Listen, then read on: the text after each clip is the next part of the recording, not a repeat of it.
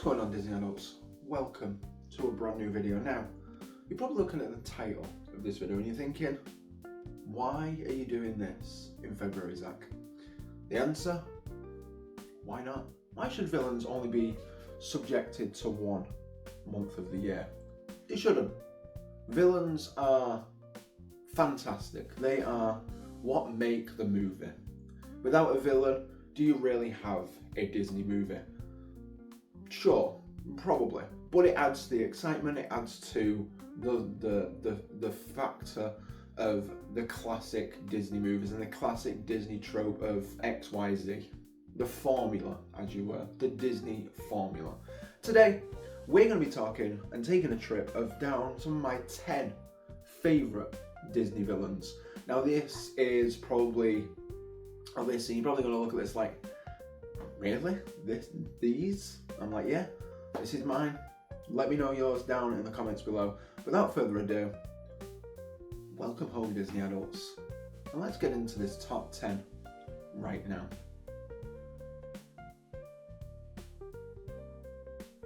Starting off at number 10, we have the OG, the original from the 1937 feature film Snow White and the Seven Dwarfs. We have the Evil Queen. Now, the Evil Queen herself was just a fantastic villain. It portrayed the first.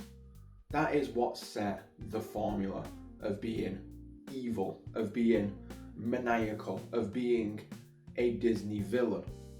She is the OG. She is the recipe. She is all 11 herbs and spices, like the Colonel's secret recipe for Kentucky Fried Chicken. It's where it all stems from, and she is fantastic. She made it on this list only for the war, well, for many reasons, but one in particular being the original and being so dang creepy. That old hag kind of like transformation is terrifying. So much so that it scars kids to this day when they go on the rides, and scarred many kids in the past when they were on the rides, and in the future will scar many kids on the ride. The Evil Queen, she wants to be the best. She wants to be the most feared, the most beautiful, you know? But Snow White's in the way. And what does she try and do? Poison her, kill her with a poison apple. If that's not evil, I don't know what is. I don't know what is. So, anyhow, Evil Queen is number 10. Moving on to number 9. Staying in the fairy tale kind of esplanade of movies, we're going with Maleficent.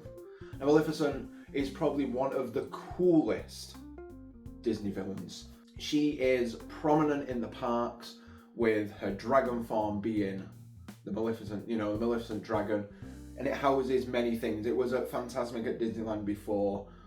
It all happened when it caught fire, and unfortunately hasn't come back since. Fingers crossed it does. She resides under the castle at Disneyland Paris with a full-blown animatronic that makes noises and all that fun stuff. It's super cool, very, very cool. Again, when I've been to Disneyland Paris years ago, this memory sticks in my mind, and this is one of the things. This is like a core Disney memory for me, and yeah, it's so super cool. And of course, she's at the parade at Disney World as well, at Magic Kingdom, where it's like the big iron cast float, breathes fire, all that fun stuff. Maleficent's cool, man. I mean, is she petty? Yeah, she didn't get an invite to a party. I mean, there's been plenty of parties I've not had invites to, and it's like, I'm not gonna like curse a whole land and curse a princess to sleep for 100 years. No. But is she cool? Hell yeah, because she's the only one that can transform into a freaking dragon. So, there you go. That she makes it to the list, number 9. Let's move on to number 8. Now, number 8 is home to a fairly recent quote-unquote villain. I don't know if the word villain terms for this character. And it is Abuela from Encanto.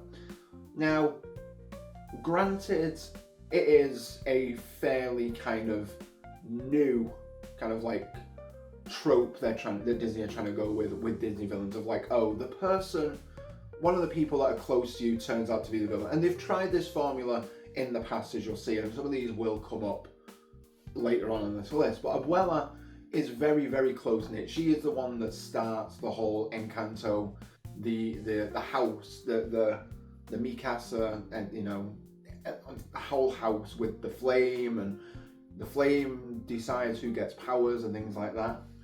And she believes that Mirabel is harming the family, and really kind of like shuns her out and shuns out Bruno, which we don't talk about. And we find out that at the end she's just scared, she's worried, and yada yada yada. There's a lot going on. If you've not seen Encanto, go ahead and watch it. It's a pretty good movie. Abuela is kind of like that new Disney trope kind of villain, where it's like the people that are close to you turn out to be, a villain of some sort. And hey, it's fair. It was a cool trope. She's a great kind of like villain. She's not your traditional like villain from like Disney movies, from like Disney princess movies and things like that. But it's a cool way to do it. And so she's on the list at number 8.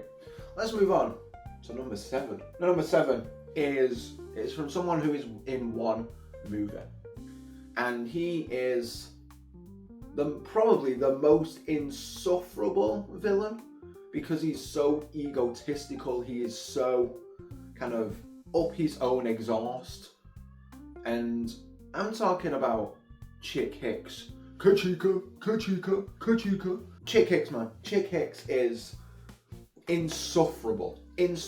But I will find myself quoting lines from Chick Hicks throughout the day. And it personifies that. If you have a villain that you are going to kind of like shout quotes from, they've got to make it on a list, right? They've got to make it on like a top 10 for sure. He's a cool character. I like him as a villain. He is, like I said, he's egotistical. He's a bit of a narcissist. He's a bit of a knob. But then, because he wants to be famous, the fame gets to him. He wants to be the best of the best and won't stop in anybody's way.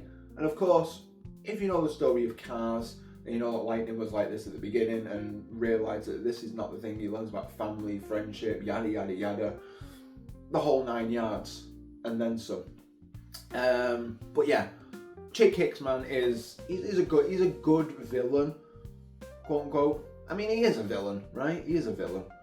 I'd count him as a villain. I mean, yeah. I mean, he's on the list. He's a bad guy in a Disney movie. He's a car. He has a slogan. What more can you want? Anyhow, moving on to number 6. Number 6, we're taking it back a little bit. Taking it back to a movie that I remember fondly. And it is The Great Mouse Detective. This movie for me was great. I love this movie. It was one of my favourites, along with The Rescuers and The Rescuers Down Under, Aristocats, all those kind of little ones. They were great movies. And the villain of The Great Mouse Detective is none other than Ratigan. Now Ratigan he's very, very sophisticated. He's very la-di-da. He's very, oh, I'm better than everybody else.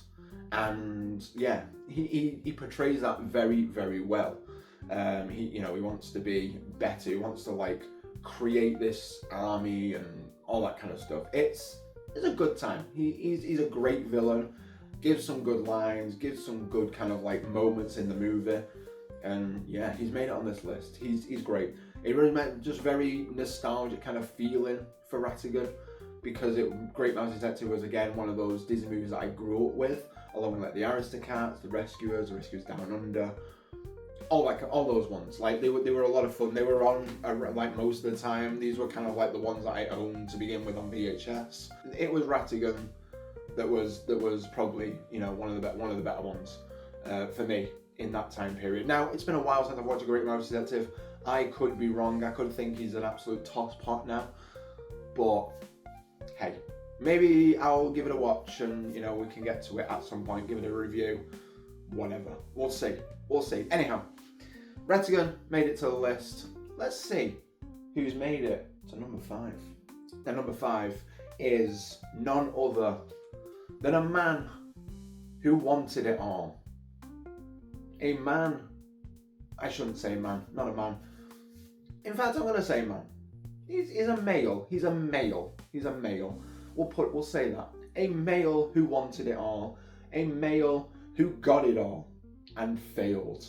A male who then had his own fears come to life.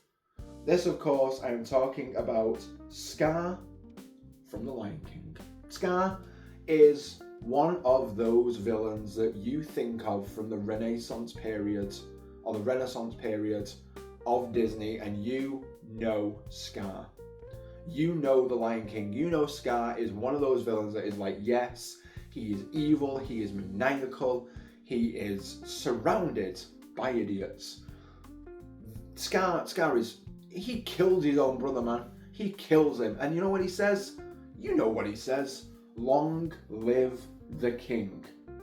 Now, if that's not a dig to the fucking arm, I don't know what is. Scar is one of those people who can twist words, and he does so. He makes Simba believe that he killed his father.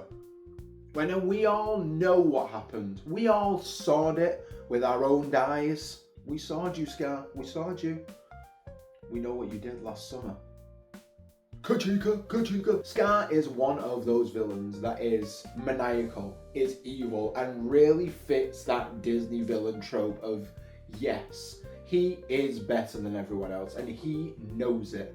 He will not give a crap about someone who wants what they want and when they want it. He will just take it. He will just ignore everything.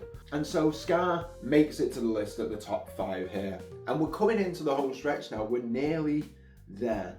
Who is going to be the last 4? Well, to tell you, we're moving on to number 4. Now, number 4 is, again, probably one of my favourites from a Disney princess movie. In fact, this Disney princess is probably second favourite. Second or third, I can't remember.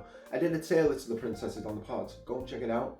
I'm not doing that, but let me know. Anyhow, she's top 3. This princess is top 3. This villain, however, who barely, this was marginal. These top 4 were hard to do, you know. Like to put these through, well, number 1 wasn't. I know who number 1 is. But these 3 before number 1 were rock solid. I had to really think, I had to really dig deep into my Disney movie knowledge and be like, okay, what villains do I like? And we know it's a princess. We know it's a princess. I've told you it's a princess. But who is it? Well, she knows best. Mother knows best. We are, of course, talking about Mother Gothel. Now, Mother Gothel literally stole a child and brainwashed this child to believe that she was forever encapsulated in a tower until Rapunzel escapes. She goes and finds her real parents. It's a beautiful moment for the kingdom of Corona. Mother Gothel is using Rapunzel's magical hair to stay young, youthful, elegant, because she doesn't want to grow. She is fearful of death, of growing old. And of course she gets a comeuppance. But Mother Gothel, man, is such a fantastic villain and is played so well in the movie. Mother Gothel ranked high on this, but she's not quite podium level. She is very much on the podium, if, you know, as an honourable mention, as it were. But we're in podium position, ladies and gentlemen. So who is my number 3? Who is my third favourite villain? Number 3 comes to a little bit of a surprise, probably to myself as well, because I was watching a fair few movies. As you know, I'm watching a lot of movies over the course of this year. Not only here, but on Sounds of Music as well. And this isn't even coming up anytime soon, but this is a fond favourite of not only mine, but my brother Jake's as well. And so we love Big Hero 6. And Big Hero 6 is a fantastic movie. The villain of this, Yokai, or Robert Callahan, is incredible. Incredible. Now, the plot for Big Hero 6, again, a highly underrated Disney movie. This movie is chef's kiss. It is probably like one of my favourites. Like, it's got to be top 5, possibly 100%. Probably even like third, to be fair, of like all-time Disney movies. He wants to find his daughter Abigail. I think it's Abigail. I'm pretty sure it's Abigail. It's been a while since I've watched it. It's been a while, but I know that this villain is so good. It's one of my favourites. Like I say, it's top 3. It's third on the podium. Third on the list. Third place, bronze, you know. Yokai, Robert Callahan, he just wants to save his daughter. She got lost in like an experiment that was run like that wasn't ready. It was like a time kind of like experiment that wasn't ready. She got lost in like some time void, and he's been trying to find her ever since and find how to get her back. And he goes mad with insecurity. He goes mad with trying to find who, what, how, when, all of these. He wants to find whoever's credited or credible for it and make them pay. Fair dues, you know? But the villain, but Robert Callahan, man, and just Big Hero 6 in general, is a fantastic movie. It's so good. It is, honestly, it is probably an underrated classic because, again, it got shadowed by so many other movies. Frozen, again. It's got an incredible soundtrack. Fall Out Boy, Immortals, that's where that song comes from. Absolute A-class banger, honestly, absolute A-class banger, 100%. And so, it is. I highly recommend Big Hero 6. If you've never watched it, go and watch it. No, there isn't 5 before it. You could. This is one. It's a one and done. There is a TV series as well, like a cartoon series, animated series as well, like 2D animated. So I think that takes place after the movie, the events of the movie. I've not watched it, but it's got to be good, right? I mean, Baymax. We all know Baymax. You know, we all know Hero. We all know Tadashi. We all know Honey Lemon. You know, Go-Go. Number 3, Robert Callahan, Yokai. Get him on. Let's see who number 2 is. Number 2 is a movie I've talked about on the channel before. Whether you regard it a Christmas movie or a Halloween movie, I am on the side of Christmas. 100%, one and done. It is A Nightmare Before Christmas, if you didn't get the reference there. And I will leave that video in the top right in case you want to check it out. It's a doozy. It's a good one. It's good. There was multiple of me. There was Christmas me, there was Halloween me, there was me. It's a good time. Very fun to make, very fun to edit. Go and check it out.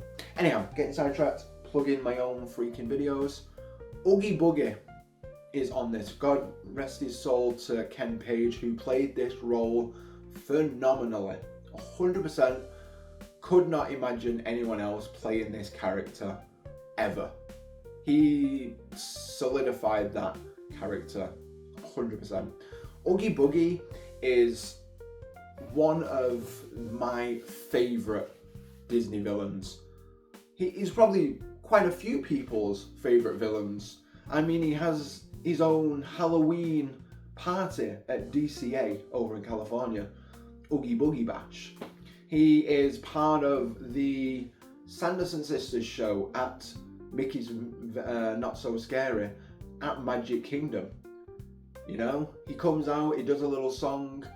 He's a good time. He's a great character, man. His song is so iconic.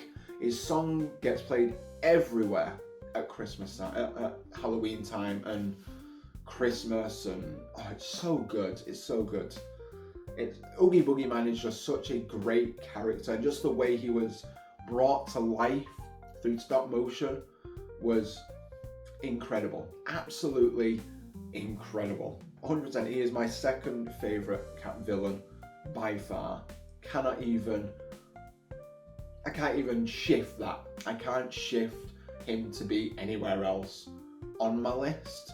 He is number 2. He can't be bumped up to number 1 because number 1 is for someone very, very exceptional. He 100%, hands down, my favourite. 100% is number 1. But Ooga Boog, no. I was going to say Ooga Booga, like a fucking caveman. No, Oogie Boogie is solidified number 2 and will stay there probably for eternity. I can't imagine putting him anywhere else, bumping him down lower. I just can't do it. I can't do it. You can't make me. I'm not going to do it. You can't make me. Moving on to the top tier, the top dog, who is number 1 on my list for my top 10 villains. Now this man has friends on the other side. He knows voodoo, he knows hoodoo. He's got things he ain't even tried. We are of course talking about Dr. Facilier. Now, if you do not know Dr. Facilier, if you do not know the premise of The Princess and the Frog, I ain't gonna ruin it for you. The title is kind of synonymous. You can kind of get it. It's a twist on The Princess and the Frog tale, story, all that kind of stuff. But Dr. Facilier, played by Keith David, is just incredible. Again, this is a role that Keith David was made for. I could not imagine anyone playing that role other than Keith David. Now, when I first heard Keith David, I was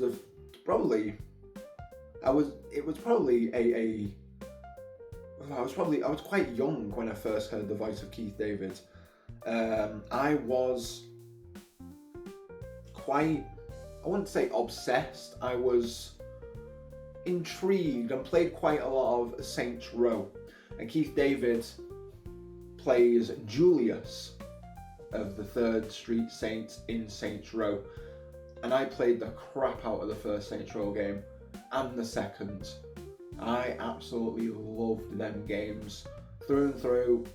Even to this day, like I love those games. Yes, they're cheesy and corny, and they're probably aged poorly. My God, are they fun. And Julius was played by Keith David, and when I heard Dr. Facilier, and when I watched Princess and the Frog for the first time, that clicked, and I was like, I know that voice. Where do I know that voice from? And it clicked, and I was like, it's Julius from Saints Row. And I think that solidified it for me. Not only Keith David is like a fantastic voice actor and fantastic kind of actor in general, he is just, the role of Dr. Facilier was so maniacal and so filled with hatred, and you know, he didn't care about the consequences. He wanted to prove to his friends on the other side that he could do what he set out to do. And that, of course, was to take, you know, the life of Prince Naveen and give it to Lawrence, who was his servant, or faithful servant. Not faithful, kind of faithful, very loosely, air quotations. Dr. Facilier, man, is just, he's a fantastic villain, 100%, and he cannot ever come away from number 1 for me. He is my favourite, 100%. I absolutely love Dr. Facilier. He was, just to see him in person on like the show at Disney World as well was just fantastic. I loved seeing him as a live action character, and just being able to see that come to life and be able to, like, I mean, Princess and the Frog is like hands down my favourite princess, 100%. Tiana, Naveen, you know, Dr. Facilier, the whole movie is one of my favourites. It's like my second favourite movie of all time of Disney animation. and Dr. Facilier cannot live anywhere else except from number 1. And that's just the truth. That's just hard, cold facts. I cannot move Dr. Facilier. I love Dr. Facilier. He is my favourite villain, hands down. And yeah, that's where he lives. That's where he stays. But yeah, I think that's the end of this video. I've let you know my favourite villains. Who's your favourite Disney villain? Who could it be? Do you agree with my list? Have you got other opinions? Let me know down in the comments below. Be sure to like, comment, share, subscribe, do all that fun stuff, and I will see y'all in the next one. Until then, much love. Peace.